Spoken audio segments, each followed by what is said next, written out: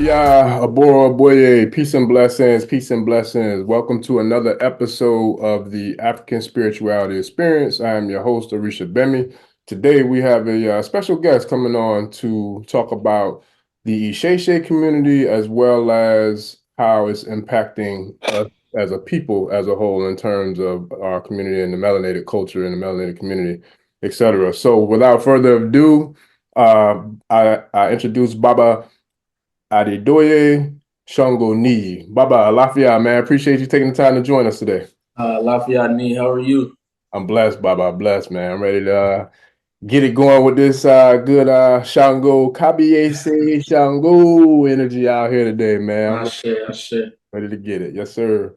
So it's been a short time knowing you, but it seemed like I've known you for a long time. I think I guess it's the ashe or the energy, man. It's something that some people I feel like when you cross paths with certain people, it's almost like planets coming into alignment. You know, it's like a universal or a cosmic shift, you know, in the heavens. I feel like as above, so below, as within, so without. I feel like that's something that I kind of felt that vibe and that connection with us just having, you know, that good conversation last night. And it really inspired and sparked a lot of different curiosities about you and your path and as well as your history. You shared some very, very deep points about, you know, who you are, but who you come from and who were your progenitors, who raised you and who kind of molded you into, you know, the young king that you are today. So with that, can you kind of just let us know a little bit about yourself and your history, your origins in terms of like your roots and your family and how, you know, your family's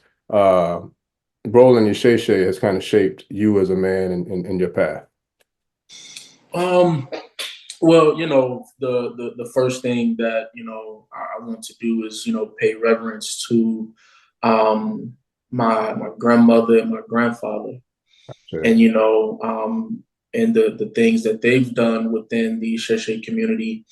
But it all started off with my grandparents, more so starting off in like Lukumi. They've been to a number of different temples and seen a lot of things. Even in the Vodun community as well, Mhm. and in Haiti.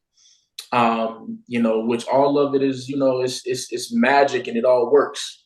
You know what I mean?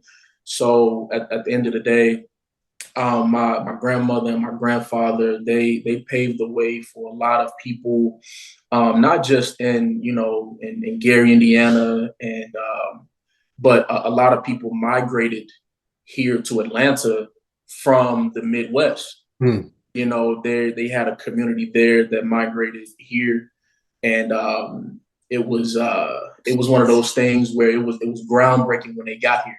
Hmm. So from there, they got linked with Oloye, which was technically the first Elaye that they say is in. It was like technically like the first Elaye in the U.S. Hmm.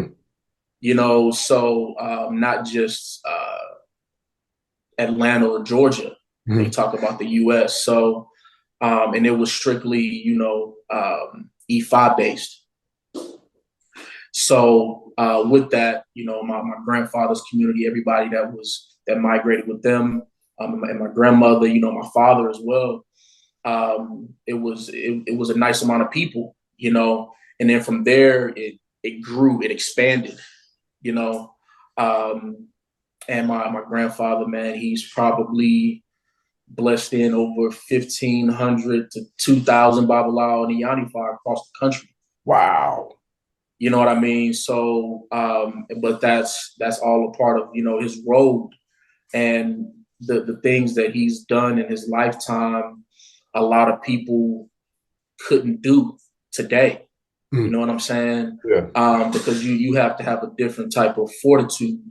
So growing up, my grandparents and my father, man, and even my mother as well, being my first deity, like they instilled some things in me that I could never ever forget. Hmm. And this is just outside of Isheshe and practicing Ifa. It's about real life, Hmm. and the way that you treat people, the way that you treat the mothers. You know what I'm saying? Like how how do we court our mothers on a day-to-day basis, and that's your grandmothers as well. Mm-hmm. You know, your aunties. What does that look like? Mm-hmm. You know, so when people talk about Ifa, you know, I talk about the mothers. I should. You see what I'm saying? So we can talk about, you know, these Sheshe and Ifa, but I pay reverence to the mothers because they matter first. Mm. They give life. I should. Without the mothers, we don't have Ifa. Facts. You understand? So that was something that was, you know, instilled in me, you know, through my grandmother, through my mother. You know, they were like, you know, but before you do anything, make sure that you respect this energy first. Mm. Yes, You sir. know, and my grandfather, with him being the Babalawo that he is, he taught me that money is not only Aj, which is the witches. It's Aj is the female energy. So when we talk about money, it's like how do you treat money? Mm. How you treat money is how you treat the Aj. Mm. You understand what I'm saying? So those were, you know, some things that they instilled in me that would be, you know, everlasting. So yeah. Yeah.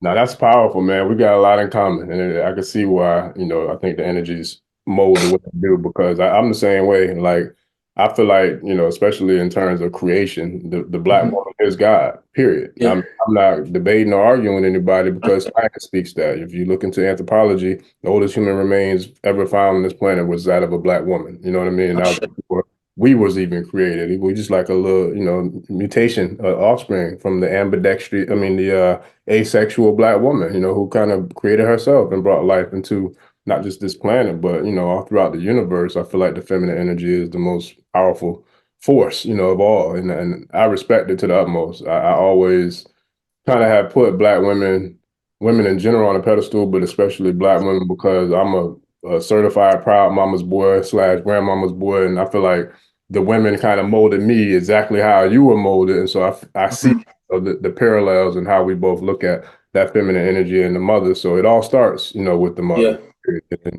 And that's real. So now that kind of gives me a deeper introspect into who and what you are as a man. So with that, you have been someone who's been very dedicated to serving your community. And Yeah. that's something that I admire, I respect, and I have the utmost respect for it because it's something that's a similar passion of mine.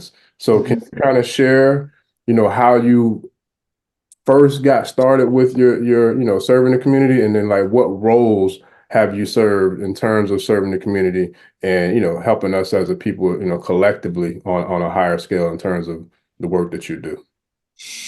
Um, so to really go back to how I started, um, it all started when I seen Agbongbong, Baba Coyote. He was at my grandmother and my grandfather's house on 38th and Massachusetts in Gary, Indiana. Hmm. And I was 4 years old.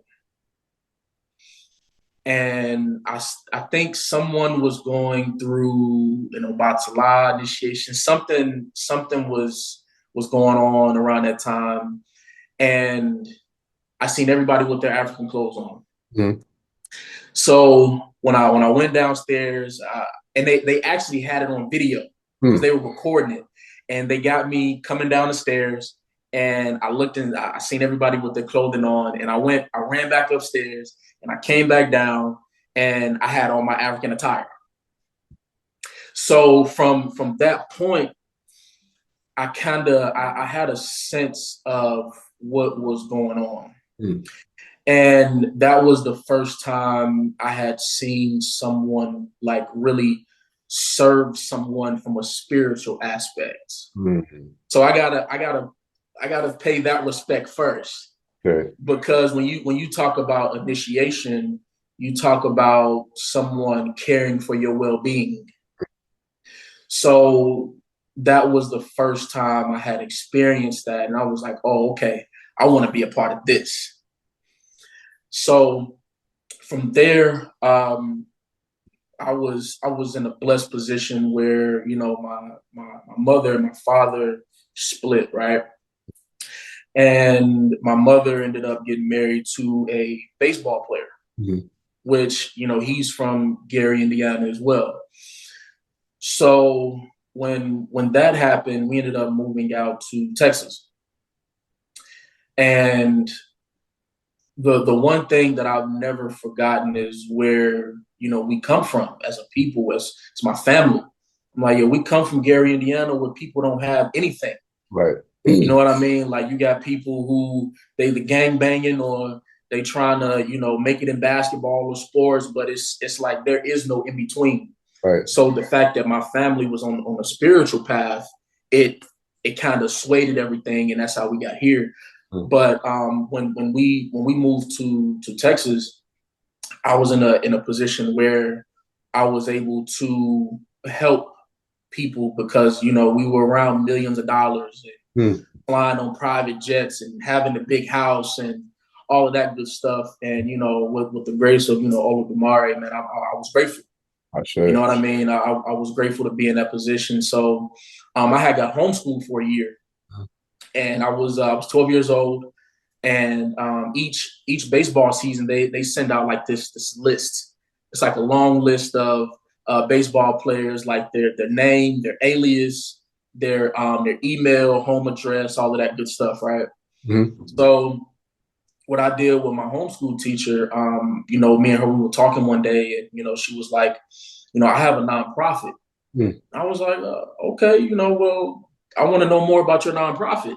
Right. So she told me about the nonprofit, and it was geared towards inner city girls, and it was called Raise Hope, and they're still going to this day.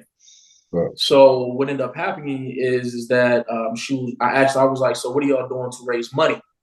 And she was like, well, we're selling chocolate. Mhm.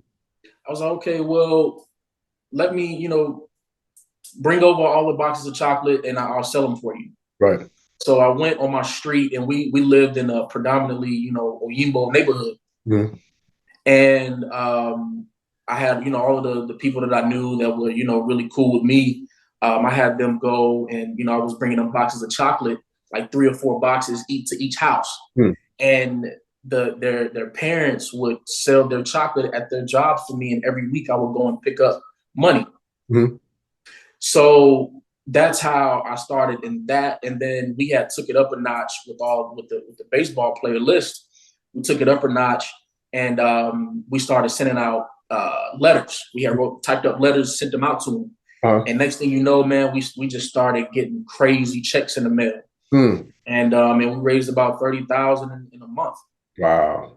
You know what I mean? So it was really, you know, refreshing, because, you know, and I still talk to the founder to this day, and, you know, she helps me out with, you know, things. But you know, to be in that situation to help those girls, you know, if they, you know, they had like new uniforms, because they all played volleyball. So up under the nonprofit, she had a volleyball program. Mhm. So it helped to pay for them to go to nationals. Mm. It got them pay for everybody's tickets to go to nationals. Had the new shoes, you know, new uniforms, new equipment, like everything. Right. So you know, that was a big turning point in my life, and I knew exactly what I needed to be doing within society. Wow. So it goes hand in hand with Ifa. Mm. It's like if you're not serving the people and helping the people, it's just like going through initiation. Right. You Right. know, even when you get out of initiation, you're self-initiating yourself. Mm. You see what I'm saying? Like, because you still have your own path to work on, Mhm. you know? So at the end of the day, when it comes down to, you know, nonprofit work, and, you know, just helping the people as a whole, they both go hand in hand, man. And so, you know, for me, like, that's where, you know, my passion lies. That's what's up. Yeah, that's Yeah. powerful. It really is. And I tell you what, me personally, after going through my first one and seeing from behind the scenes, from the inside looking out, as to how Yeah. much, not just how much effort, but how much manpower, woman power, how much energy, how much community it takes to really put on just one initiation. Like, it really, I thought I knew, I appreciate you and I appreciated, Ifa and Orisha and my godmother, I thought I Yeah, appreciated them until I was truly humbled on a whole nother level with going through the very first initiation process. Because when you see that, how many different people it takes to literally pretty much bring forth a life, it's like a woman in labor, bringing forth a brand new cool. baby, the baby Yawo. It really is, it takes a tribe, and there's no way it's possible without a tribe, and there's so many dynamics that goes into from the very beginning to all the way, the whole process is complete that there's no way one person could do that alone. You know what I mean? And it really, for me, moving forward, it taught me so much appreciation to know that what it took to get there, but how many people really cared about you and your journey and your process to be willing to For assist sure. in that whole, transformation. And it's powerful. And since then, I try to do my best to play my role to help all the, the other, Iyawas that come, along through our house, along the way, because I knew how much it took for me to be able to come through there. So that's the least we could do, is to pay it forward. So I feel like you're using that same exact system or framework for both Right. sides of your life, your spiritual and, what you do as a man in terms of society and community. So it's powerful. That's very powerful, brother. I respect it for sure. Yeah, yeah, for sure. I should. That's what's up. Hey, man. So you also have been able to do some things and create some success in the business world as well. And that's Yeah. something that for me, was brand new. I didn't really know a whole lot about you, but I heard just a little bit enough last night that sparked my curiosity in terms of your businesses and your brands. So can you kind of share with us with the people as to like what type of businesses you have or what type of brands that you have and how those came about, and what they consist of? So, man, I had started off back in 2013. I started off with the clothing line. Got you. This was like in a state where like nobody really had clothing lines like that.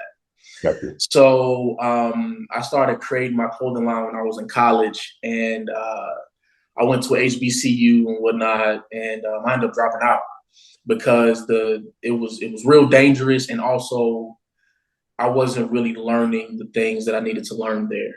Hmm. I was like, man, I'm learning more from my mentor than I am here in college. Right. You know what I'm saying? So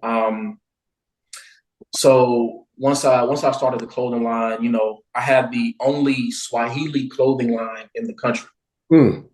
using Swahili letters Hmm. because my name is Swahili. So my government name is Swahili. Hmm. So from there, I ended up creating a magazine company called Secret Society Magazine, but I based it off of the concept of Ifa. Hmm. So, as Ifa is one of the biggest quote unquote secret societies in the world. So what I did was that, each issue was based off of, a different Orisha and the days, but I didn't have a cover. Gotcha. So it just says Secret Society Magazine, volume, whatever. And I got all the way up to like volume 14. Hmm. So, and each one was geared towards something. So when you open the page, that was the actual cover of the mag. Hmm. You see what I'm saying? So yeah, so it's one of those things where you don't know what's in the inside until you actually step in. Right. Right. You know what I mean? So Oh yeah. it's the same way with E5. Yeah. People try to research and look at things online, but it's like if you're not in the inside of what that is and you don't see it for yourself, you'll never know. Nah. And then from there, 2016, I created my cigar company.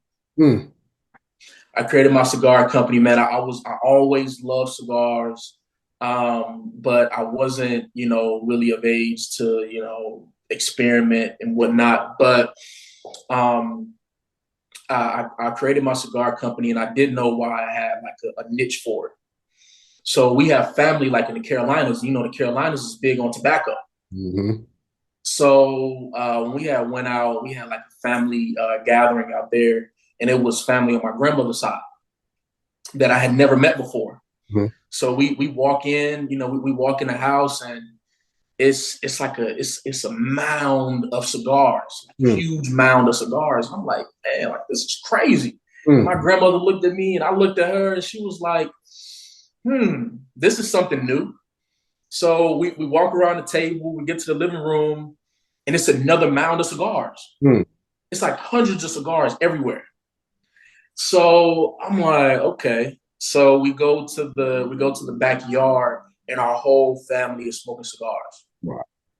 So when they met me, they were like, "Oh man, you the one with the cigar company, this and that. Like, man, we're gonna support you, this and that." And they were like, "Man, you're the first one to actually make a company out of what we love to do." Mm.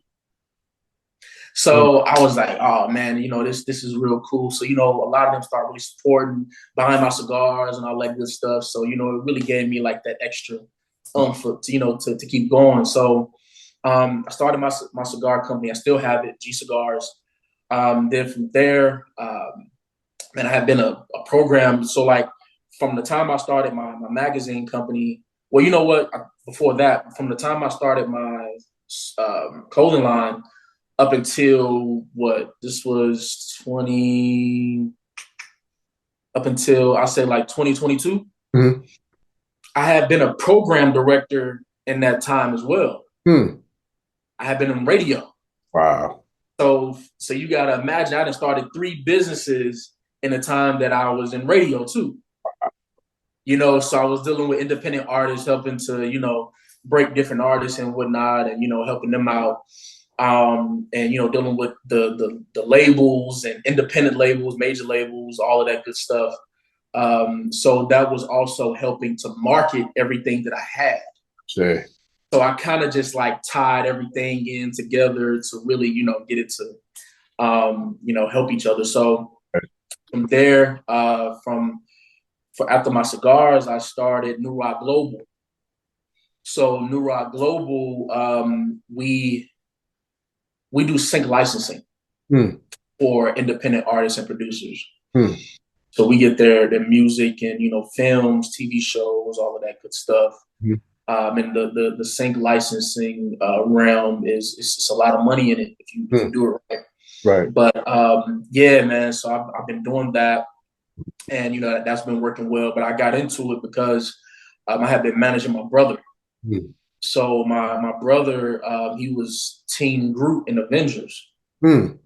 He was the tree character in Avengers. Mm. So I was managing him, and we had did like 4 Marvel films in like 2 years. Wow. So his first role was with Michael K. Williams on the show Happy Leonard on Netflix. And then from there, went over to Marvel and all that good stuff. So I was like, I really want to give like this movie thing. I want to see how I can help the independent artists on the inside of that. So, I started to, venture off into that space. And then people started bringing me on to actually, produce and kind of sort of direct other films on the independent side. So I got into that, man, and that's been pretty cool. And I'm about to shoot my first film here in a minute that I actually will own. Wow. So that's something I've been working on. We just did the casting for that. I'm trying to think. I'm also a part of Go Say Hello as well. Mm. Go Say Hello is we're a Black-owned social media company. So we're a new social company, man, and it's like another. I don't want to say it's like Instagram but better. Mm. So what we're doing is trying to make social media social again. Right. Right. You know what I mean? So we have an app that's live, and what we do is that it's almost like an icebreaker. Mm. So say for instance, like if you, because we're also built on a blockchain. Mm. So if you, we have our own hello tokens. So the more you connect with someone or connect with people on the app, the more hello tokens you earn. Mm. You see, so that's what we have in place right now is just getting people to network again and build that icebreaker, man. Because when you even like if you have an event that you want to put on the app, Mm. you can it'll automatically create a group chat for that particular event. Hmm. So people can talk to each other before they get to the event. Hmm. You see what I'm saying? Yeah. So, yeah, man. So we just created that icebreaker to not make things so uncomfortable in a Right. social setting. You see what I'm saying? So, because when you go to an event, it's like, okay, I might not know anybody here. You just sitting there Right. looking around. Right. You may be on your phone, Right. but instead you can be like, hey, I'm so and so. It'd be nice to meet you. You can check out my Right. profile. All of that good stuff. And you can deal with people with similar interests as you as well. Hmm. So yeah, man, it's really cool. And we got some things in the works, to go ahead and move forward with the app, man. So That's dope, bro. That's powerful. It's so funny because I literally just saw someone in my community here locally in Florida that was talking about having a space where entrepreneurs can network and meet and greet, yes, kind of really just like chop it up on the strength of just straight networking. Like instead of, somebody trying to solicit their services for this or that, let's just get together, link up, and let's for, build, let's build and make shift for, happen. And mhm. like it sounds like y'all already doing that. And I think what's even more powerful is that you're doing it on the blockchain because there's so many of us that don't know how Yeah, significant this whole blockchain movement is. When we start talking about the AI and how AI is taking all these jobs and AI is doing this, AI is doing that, but a lot of us are not privy to the knowledge and the information behind the scenes of what's all really behind this whole AI move and shift. And with you already doing that with that yeah. blockchain movement, that's powerful, because it's giving us the opportunity for us to really be, I would say, compensated for our value that we bring to the online, to the internet. And it's something that the For, major platforms are murdering our people in terms of like us being compensated for what we truly bring to, this mhm. whole content creation and this whole online social media movement to begin with. You know what I mean? So I love that you have created something that we can kind of use on our own to benefit us, for our products and services and our brands. And I think that's powerful, bro, for real. Oh yeah, man. And that's what it's about, man. We as us as people, man, we have to stop being like so socially awkward. Right. You know Right. what I mean? It's like, because back then that was all that, they had was to be social, Right. and to communicate, Hmm. so it's like being on our phones and not being so it's like when you're on your phone, you're taking yourself outside of society. Hmm. Yeah. You know what I mean? So for us, it's like if you're gonna be on this app, let it be for a purpose. Right. It's Right. not about creating content and videos and all of that. It's like, no, it's about communication, Right. you know. But it also reflects to, to spirituality. Yeah. if you're not communicating your Okwashe to the Orisha and to Right. Olodumare, Right. it, you see what I'm saying? So all of it, it all intertwines with each other to make sense. You know what I mean? Mhm. So that was the biggest thing for me is how can I really get this to make sense for where I'm going as well. Right. Yeah. You know, so that's where I'm at. That's powerful. And I love it too, because that's the thing about spirituality. It really is inseparable from anything because at the end of the day, everything is connected. Everything. Yeah, And I like how, because to me, what it seems like what you're doing with that particular project is you're taking the social and really making it social again. Because if you think about it, like you just said, when we're on the phones, people are really being antisocial around all the people who they're actually in the physical or real world with because we've tapped in now and went and traveled into this virtual world and this there you alternate go. reality. You know what I mean? So it's like you're bringing people Yeah. from the physical world who are going into that virtual world, but you're bringing Yes. right back to entertaining and having that, that ebb and flow, the energy exchange with a real human. And that's extremely significant when we start talking about our youth. You know what I mean? But Yes. when we talk about communication and being antisocial or being socially awkward or socially challenged, whatever these words or phrases that they want to kind of put on it or labels, our youth Yeah. is dealing with that and even people our age and older than us, but it's the youth they Yeah. need something like that so they can still in turn be able to live in the times that we're in, but also still develop the communication skills and the interaction and engagement skills that it takes to build, you know, and to be able to create or Yeah. hit a thing of significance. For sure. Yes, Powerful. indeed, man. Yeah, man. You know, and that's one thing that you know, I was taught at a young age, man, is that if you don't speak up for the things that you want, you'll never get them. Yeah, that's You fact. know, but that's just with regular everyday people, and that's also with the Orisha. Right. No, that's fact. You And know, just for the listeners, I don't know if people know just how young you are and how many things you've accomplished in this short amount of time. Can you kind of let the listeners know, like, what your age is, if you don't mind? man, I'm 31. Yeah, I'm 31. I'll be 32 in November, man. And you know, I'm blessed, you know, to just keep uh, to keep moving, you know, and never being stagnant. You know, I've always been a true creative in my space, and you know, not just helping myself, but you know, helping other people as well in the process. Because that's just, you know, the person that I am, you know, wholeheartedly. I say. No, I love it, and it's cool because I don't know how many shows this is on the Ashe platform, but it's definitely I think in the 20s maybe. But this is the first call when I've been able to kind of, or I'm going to bring another one of my passions into the fold, which is business. You know what I mean, and to be able to tie that in because for the most part, the majority of the guests we spoke pretty much primarily on Ifa, Isheshe, Orisha, etc. But I love Right. that what you were able to kind of like bring both of them together, you know, with the business aspects and the spirituality aspects, because I love both of them, and it's giving me the opportunity to think about how to add more value to the channel and to the platform with bringing in that music aspect, or bringing in the entertainment aspect, or bringing in the business aspects of it. So Mhm. with that. I want to like pivot to the next series of questions. When it comes to spirituality, Shay, I do believe I'm sure that you are a child of Shango.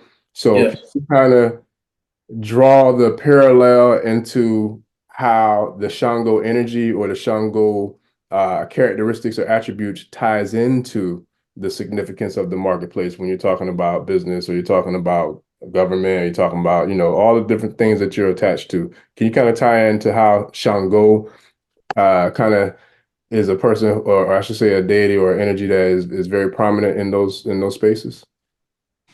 Well, and it's crazy. I'm sitting here looking at this, right?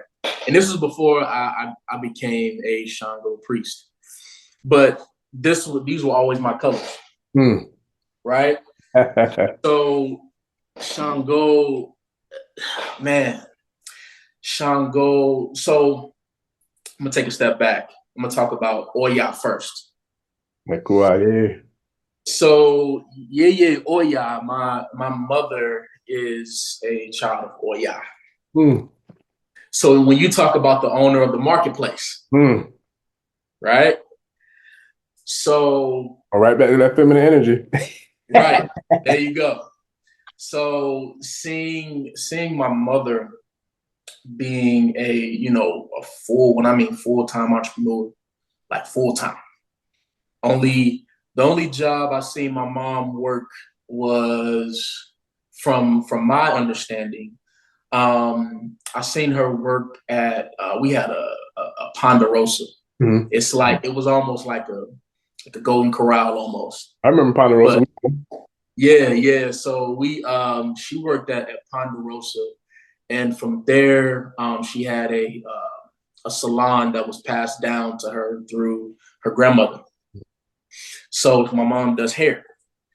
So from there, you know, when she got with my stepdad and all that good stuff, like I seen her, you know, accumulate crazy money Mm, being a full time entrepreneur.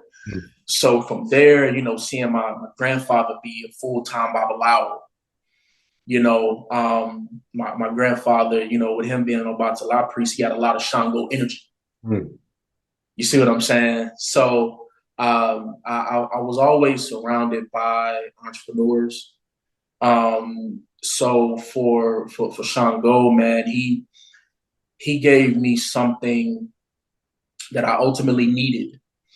I've always been like a really reserved person. I didn't want to hurt feelings. I was careful about the things that I said. And Shango fortified me in a way that I had no idea was going to fortify me. Mm. And what he did was is that he gave me the ability to speak. Mm. So you, and mind you, in the realm of business, you have to communicate with people all the time. You got to talk. But I was always, I was always the one to be like, okay, well, as long as you get what you need. I never focused on myself. Right, right. Shango was like, no, you're gonna put your foot down and you're gonna say whatever comes out of your mouth is gonna come to fruition. Period, point blank. And so with that, Shango has always walked with me because I have two albino brothers. They're 3 years apart, which they're Obatala's children. So, and to have two albino brothers who aren't twins is rare. You don't see that. Right. And these are my blood brothers. So, me being a Shango priest, the things that I've done with Obatala's children, my brothers being in films, and my brother that acts, when he shot his first music video, he decided to go over to the music scene, which I was already in. We ran up almost 2 million views his first video out. So a lot of people were trying to figure out how this was happening. Like how are y'all making all of this happen? It's happening quick. We all know Shango, he's instant. Oh yeah. So even before I became a Shango priest, everything Shango he was showing me the way. So yeah, man, like everybody was, really trying to figure out what is this? And I'm like, yo, my brothers are Obatala's children. And this is what Shango protects. So with that, everything that we touch is going to turn to gold, period, point blank. So that's our story. And in other words, that's a part of, my Odu. Yeah. You understand what I'm saying? Oh yeah. So yeah, man, like that's, Shango has been a major impact, for me, and also, me dealing with my mother as well. That Shango Oya energy, you know what I mean? Like it's definitely always been there, man. So like I said, he's given me the ability to speak. He's given me the ability to, progress and stand on, whatever I say. You understand what I'm saying? In all humility, and not being overly, not being cocky with it. It's more so, yo, I'm not going to tell you anything I don't know. Right. I'm going to talk from a place of knowing. And if we're going to do business together, then it has to be a two-way street. Not sure. You understand what I'm saying? So that's how, Shango has always, been for me, when it comes down to the business space, and also, just the people that I work with in general. Not sure. Yeah, no, that's powerful, man. It's so amazing to me how, this energy works, and I've shared this. Matter of fact, I want to say on the last call I had about my path, I fully, wholeheartedly thought I was a child of Shango. The very first Orisha physical product, or I should say, I'll call it a statue. It's like a little small Shango figurine, real small, but I bought it when I really started to commit to being someone who was going to do whatever I could to find my path on, this journey of Ishe and Ifa Orisha. And I remember I just felt like what I knew of the deities, I felt like Shango was the one I resonated with the most, just knowing what I knew about myself and about the major seven major Orishas. So lo and behold, that was like maybe 2 or 3 years before I ever met someone in the community here, the Isheshe community here. So when I had my first divination with my godmother, She gave me, I feel like she gave me confirmation of a lot of things I felt, but I would never speak because I wanted to honor and respect, the tradition and the faith. But Cool. it kind of was like a revelation as to where my path would be in terms of this journey with the priesthood and with doing the work of Orisha. But I say all that to say, when I got my Eleke's, I found out that I was a child of Obatala. And it was like, oh, okay. And I was a little confused, but it now in hindsight, it makes perfect sense because they do work together, in a Mhm. very, very powerful way on multiple different levels. And for me, I feel like now I know they've been working together with myself, from the beginning. And we kind of spoke about this a little bit last night, but even looking at one of my favorite baby pictures I had on white and red for not just Shango, but also my path of Obatala, which is, Right. yeah, you know what I mean? So it's like it's been there from the beginning, and to Of see it course. unfold and emasculate and kind of just come to full fruition, it's Yeah. powerful, and it's special. Even to, we have someone who we both I would feel like is extremely blessed to have a relationship with, and yours is even deeper than mine because we come together under the Right. guys, the whole strategy, the whole lightning bolt that is Shango with the Course. Boom Shango USA. So it's Course. Course. it's a very powerful force, man. And going back to my interactions with him, yours go a lot deeper. So can you kind of share just a little bit about how, the Balogun Shango, also known as Baba Tolu, has, Yes. a part of your family and some of the origins of you and your family? Of course, man. Baba Ogun Tolu, he's ancient in his culture. He's one of the, the pioneers of, the Sheshe community. And he's been knowing, my grandmother, my grandfather, my dad, he's been knowing them, for decades now. And, it all came through Oloye. Hmm. So he was the one to teach them, teach my grandmother all the, Ifa songs and, the Orisha songs and Ye Shango Tosin, Hmm. Iba Tirun, to her. But yeah, man, that relationship is special. It's super special, and he's someone that my family holds near and dear to their heart. you know. So for myself, you know, I've grown to have a relationship with him that a lot of people really wouldn't sort of say know about because I like to keep things the way that they need to be. You know what I mean? Baba Ogun Tolu, he's a uh, he's a gem within Ifa itself. Um, he's a gem that's really slept on. Hmm. Hmm. He's a slept on gem. Well, you know what? A slept on pioneer Hmm. that doesn't really get his just due. A lot of people really don't understand, what it means to be one of the first here to really have an elay Hmm. to get us where we are today in Sure. 2024. Sure. And for him to still be here Sure. to help the youth. You understand what I'm saying? So his mission has always been about the people. He's never changed, you know. And that was something that, my grandparents always told me is that, Baba Ogun Tolu, he's one of the most honorable men that you could ever meet because you don't have to worry about him switching up on you. Hmm. You don't have to worry about not being able to trust him, you know. So for me and within this culture, I'm a big person on having that trust. Hmm. If you don't have trust with the pioneers, it's like who can you trust? Hmm. You know what I mean? And I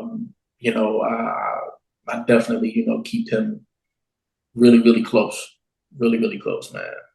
Sure. And you know what too? I guess it's kind of a good thing that he's not really out to the public because people would probably take advantage of his kindness. Mm-hmm. Mm-hmm. So I pray for his longevity. I pray for his longevity and his great health and all the rain abundance that can ever come to him. Sure. For sure. Nah, I mean, you spot on. I mean, you definitely hit it spot on. I couldn't have said it better myself. And for me, he's a godsend in so many different ways because, I look at how life unfolds, and sometimes we never know the path. We never know what's going to unfold. We don't know it until we experience it. But for me, I never had a relationship with my paternal grandfather. I don't know anything about him, honestly. And, unfortunately, I feel like a lot of us go through that in terms of our community with being, sometimes we know our parents or grandparents, sometimes we don't. But for me, I never really had that relationship, I would say, with my grandfather that I would always have wanted to have. But the way life would have it, the way God would have it, and Oloye and the way Orisha and spirituality works is that not only have I been able to have positive male role models in my life, all my life, even without, the father figure type per se being there the whole time, it still was there in a different way. There you go. To give thanks to God and just having a connection with my inner self and my Ori to know that I can find fatherhood in different places. So I started with Malcolm. You know what I mean? Mm, Malcolm has always been my hero because he was everything that a man personified in my eyes. Like not fearing anything, not fearing anybody, not holding anything yes. back, calling it for what it is, doing, you know what I'm saying? Like just Yes. the realest I could ever, you know what I'm saying? He was the realest to me. Yes. No disrespect to Yes. nobody else, but that's just who I looked at when you talk about a superhero or you look at somebody to look up to. I don't really look up to a lot of people, but that was one of the few that I do. And Right. it was that the way life had it, I was blessed to not only have a grandfather, it was like delayed gratification because now I feel like I got like two or three grandfathers, and I'm Mm, Baba Tolu in that category of not just a mentor, not just a godfather, not just, a teacher, but to me, I look at him like my grandfather, the one I never knew. You know what I'm for saying? sure. It's like that's the power in this whole, this whole community or this whole system of Orisha, Mm, and Isheshe, Ifa, etc. for Because we sure. don't know the blessings that we have unless we are alive and aware in the moment to, to appreciate the blessings that we have. And I think that's something that I really admire about you and what you've done in such a short amount of time. And you've been able to take and codify all of the powerful tools and all the powerful experience and knowledge and wisdom and understanding, overstanding, understanding, understanding that was instilled into you by your elders and by your community, and Mm, then shoot it right back out and build and help to, what I mean, cultivate and yes. grow the community. It's a very powerful energy exchange, and I love just hearing about it. And I'm definitely looking forward to seeing like what else you have in store with what all you have going on, brother. Because definitely a powerful mission, man, powerful journey that you've Oh already yeah. achieved. So Oh yeah. And two, something that I wanted to state that's kind of funny that we always talk about. Uh Man, Shango is the hottest Orisha ever. When mm. I mean, yo, hot, yo, hey man, Yeah, yo, this Shango is a lot of heat. yeah, It's a lot of heat, oh yeah, you know. So yeah, that it's hard to explain, man. yeah, yeah, Shango it's a lot of heat that allows you to get what you need. yeah. Fast, Yeah, real fast. Like real fast. fast as lightning. Lightning when it strike, and it's the same Yeah, man. heat. It's Yeah, that light. It's that yeah. energy. It's all. It's So it's like oh we man. It's the real thing. oh man. Real It's thing. yeah. So I wanted to say that when we talk about Shango, but yeah, it's a lot of heat. That's Because two, I'm also a Gungun priest too. mm, That's something that I didn't state. Mm. But yeah, I became an Egungun priest. I was 19. Mm. Became an Egungun priest at 19. And the majority of my family are Egungun priests as well. Mm. So yeah, man, the Egun are really my Egun is really heavy with me. Mm. Gotcha. And I walk with them. A gungun is going through that initiation. It allowed me to it allowed me to understand my lineage. Mm. Mm. It allowed me to understand my purpose. Mm.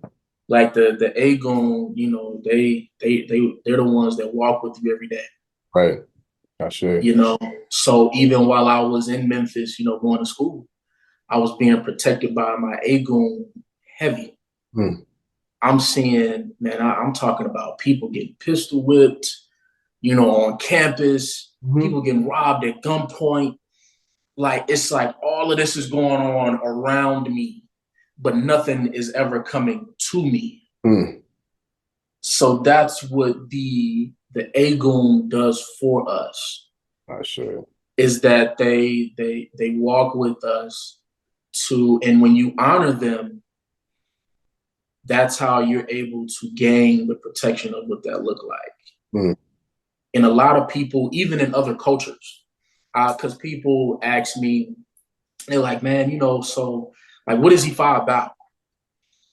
And I give them the same, I give them the same answer. And so what I do is that I ask them, have you ever seen someone get into a car wreck Mm-hmm. or something tragic happens? Mm-hmm. They're like, yeah, I've. And when that tragic thing happens, the first thing that they say is, oh, my uncle or my grandmother or my grandfather was looking over me. Mm. Before they say anything about God, they always say an ancestor first. So, and these are people that are not inside of Ifa. They can be Christian, Muslim, Yeah. whatever that looks like. So I tell people, man, like that's what Ifa is. If you're able to acknowledge an ancestor because they're looking over you, why not pay homage to what that is? That's an energy that you're consciously thinking about. As soon as that thing happens, that's the first thing that comes to mind, Mm-hmm. is an ancestor.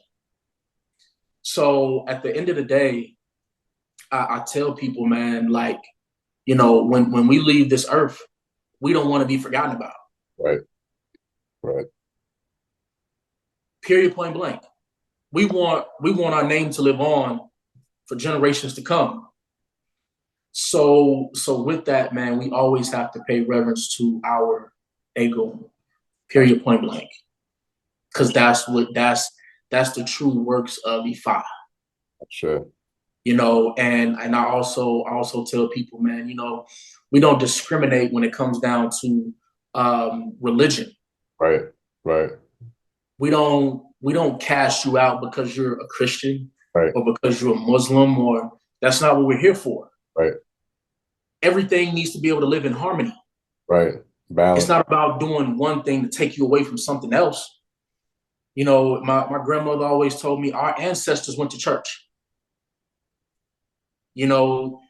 Whether they were Christian or Baptist, whatever that looked like, they Mhm. were inside of the church. Right. And that's something that we have to learn here in the U.S. because when you go to Africa, you see how everything can live in harmony together. Yep. Absolutely. So that's something that people will never understand. When you're there with, a Bonbon or whoever, Oloye Bone, whoever, Mm-hmm. you see that the Muslims, they'll come and get Dafa, Yep. Yep. and some of them probably got their hand to Ifa as well. Yeah. You know what I mean? Then you got the Christians who will come and get Dafa Yep. because they know the power within Ifa. Yep.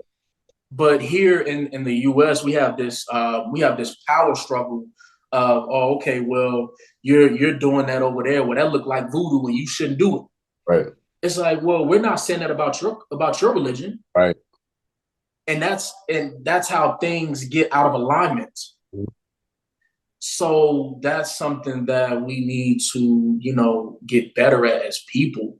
Even the animals in Africa, you don't see them in cages. Yeah. Everything is in harmony. You see the cows running on the side of the street. Yeah. You're seeing the goats running on the side of the street, the chickens, Yeah. and nobody is bothering the next. Yeah. You see what I'm saying? So here, everything is about being caged up. Control. It's about control. So my one of my biggest prayers, man, is that we get in harmony some way somehow. All the religions and cultures, man, can be in harmony, to live inside of society together. I sure. That's one of my biggest prayers, man, because Ifa is very powerful. It's ancient, but we're not here to cast out the next. We're not here to cast out the next cultural religion. I sure. We want to have harmony and peace. That's what we look for inside of this culture. I sure. No, I love it, man. I do. And that's something, that's a whole nother call. I would love to have another call. Hell, we could do it as often as our schedules will allow for it. But just the Egungun phase alone, I would love to do another call, just to really go deeper into that. And then also with I would love to do a whole nother one with just talking about unity and unification, competition over competition. You know what I mean? Because Yes. I see that so much in our community here, like you said, in the Americas. And I know, and a lot of people, who I feel like are like-minded know that this is all by design, the divide and conquer, mission of those other people, who have the animalistic, characteristics who, have committed the genocide and atrocities of the Ma'afa and the transatlantic slave trade, et cetera. Yeah. We know that this is all the design and that framework from that particular group of people. Yeah. But us as a people have still taken on that viewpoint or that psychology or that lens of control. Yeah. And Yeah. because if our God is different, we don't honor or respect or Yeah. appreciate that Yeah. person just because their spiritual journey or path is different. But Yes. to me, it's about control and it's about ego with you trying to put your practice above anybody else's. And I feel like if we can, like you said, get along and respect one another, Yes. feel like that's the most harmonious thing that we could ever do. And I personally want to play a role in making that prayer of yours come true because it's Yeah. of mine as well. Because united we stand, divided we fall. And I'll go right back to Malcolm when he said religion ain't working for us because if it was, we wouldn't be in a position that we're in as a people. So we need to put I religion, should. get together as a people and nation build to get us out of this situation. And then we can talk about and discuss the differences in religion. But until then, let's just put that to the side and do what really matters is doing the nation building and doing the work. And I feel like I that's what should. you're doing, in a lot of different ways. And I appreciate it. I applaud it. I salute it. Any way that I could work with you, in that mission and making things happen, brother, I'm with it, and I look forward to doing this again in the future, many times over, brother, for real. Oh yeah, man. I'm here for it, bro. That's You know what's what I mean? Like this. Like I said, this is one of my, this is my passion. You know what I mean? E5 and giving back to the people. yeah, Period. Point blank. Being the best Bible Lao, Shango priest and a Gungun priest I can be. I You know, say. that's what I'm here for, man. So I'm for it. That's what's up. Now, I appreciate it, bro. Like I said, the time went by too fast. We gotta definitely do it again. But Okay.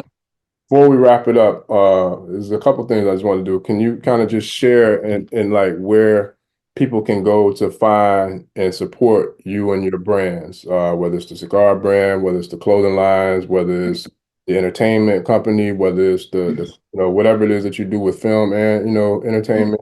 Like where can people find you to be able to support you and your efforts and all the things that you're doing in terms of the for-profits and even nonprofits, like whatever you want to kind of promote to the people for us to find and support, how can we do that? Well, I mean, you can really, go to my Instagram. Okay. which is at Baba Shango Ni Yi. That's Gotcha. SANGO NIYI. Gotcha. Yeah, and everything is pretty much on my page for you to support.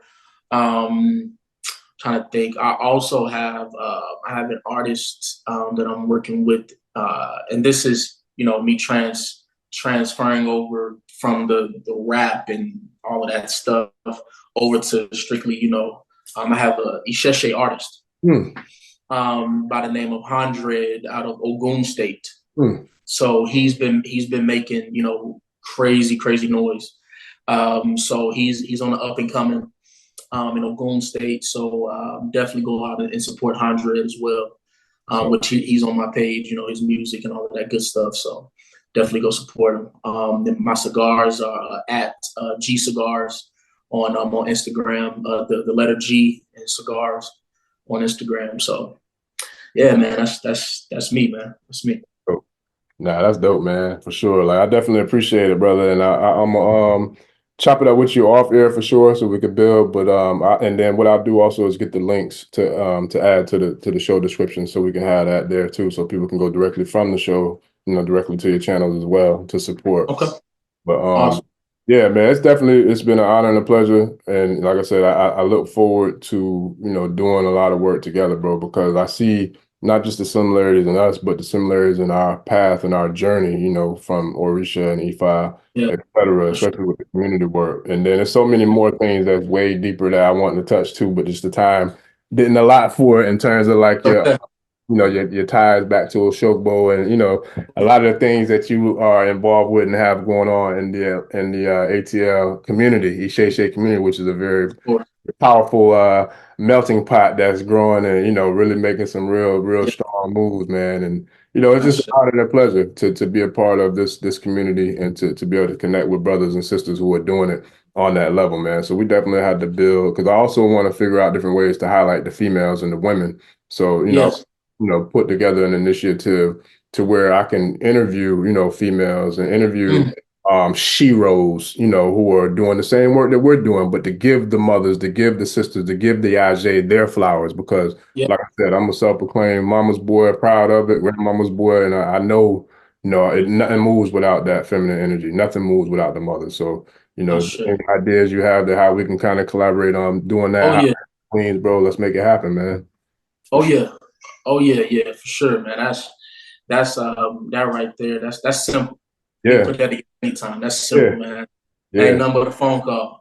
Sure. Let's do it because Yeah, I hear this and I do believe it was true. I'm not going to speak truth to it now in present day, but I've heard the quote or the phrase that the black woman is the most disrespected and least appreciated or celebrated woman on the planet. And there used to be truth to that, but if I'm mhm. standing and breathing, I'm gonna make for damn sure that I do everything that I can to put that to bed and to There you go. support and to uplift and highlight the power that is All our right. mother, our queen, our creator, Yeah, the yeah. the feminine energy. So I'm ready to get it, Okay, and make it happen, bro. So okay, we're gonna do it for sure. okay. I'm for it, man. I said I'm number the phone call, man, and for us to be willing to pay reverence, to the mothers, man. It's a lot of ashe in that, just within that conversation.